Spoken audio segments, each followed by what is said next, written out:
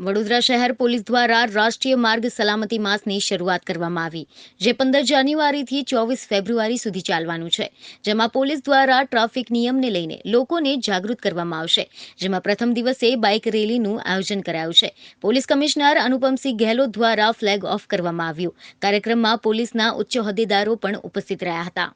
રાષ્ટ્રીય માર્ગ સલામતી માસના ઉદ્ઘાટન થયા છે અને જનરલી દર વખતે हम लोग एक અઠવાડિયા ઉજવીએ છીએ, લેकिन આ વખતે પૂરા મહિના ટ્રાફિકના અવેરનેસ માટે જો ઉજવવા જઈ રહ્યા છીએ.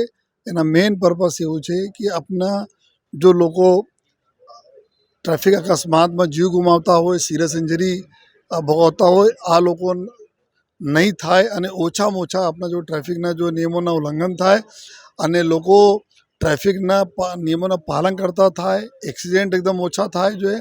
આ દિશામાં અલગ અલગ પ્રકારના એક માસના કાર્યક્રમો અમે લોકો યોજીશ, જેમાં અલગ અલગ જો રેલીઓ રહેશે, ટ્રાફિકના અવેરનેસ રેલી રહેશે, હોર્ડિંગના અલગ અલગ માર્ચ સ્કૂલોને જોડીશ, કોર્પોરેશન અને જો આરટીઓ કચેરીઓ સાથે જો મળીને કામ કરીશ, એનજીઓ સાથે કામ કરીશ જો, અને જેટલા બી લોકો રોડ સલામતી સાથે જોડાયેલા છે તમામ લોકોને લઈને જોઈએ એક માસ તક અમે લોકો કાર્યક્રમ કરીને લોકોને એટલા અવેરનેસ લઈ આવીશ કે લોકો જો શોર્ટકટ મારે છે, શોર્ટકટ એટલે કે રોંગ સાઈડ થોડા બહુ તેલ બચાવવા માટે જો એ રોંગ સાઈડ જતા રહે છે અને પોતાના જીવ જોખમમાં નાખે છે અને બીજાના જીવ જોખમમાં નાખતા હોય છે અને 100 વખત બચી જાય પરંતુ એક વખત બી સિરિયસ ઇન્જરી થઈ જાય છે. અમે લોકો જોઈએ છીએ આ લોકો નહીં કરે આ પ્રકારના વાયોલેશન.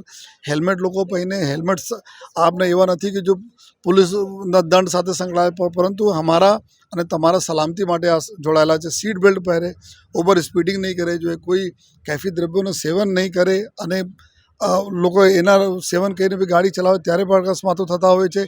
તો નાની નાની બાબતો છે જેના લઈને અમે બહુ મોટી જો એ ખુમારી અટકાવી શકીએ છીએ. જોઈએ તો સમગ્ર જો ટ્રાફિક પોલીસ, શહેર પોલીસ અને તમામ એના સાથે જેટલા બી સ્ટેક હોલ્ડર્સ છે માર્ગ સુરક્ષામાં, તમામ લોકોને લઈને આપણે મીડિયાના મિત્રોના માધ્યમથી, મીડિયાના મિત્રોની સાથે બી લઈને આ એક એવા અમે લોકો અવેરનેસ લાવવા માંગીએ છીએ કે જેથી આપણા બड़ौदा શહેરમાં ટ્રાફિક ખૂબ સુચારું ચાલે અને અકસ્માત એકદમ ઓછામાં ઓછા થાય.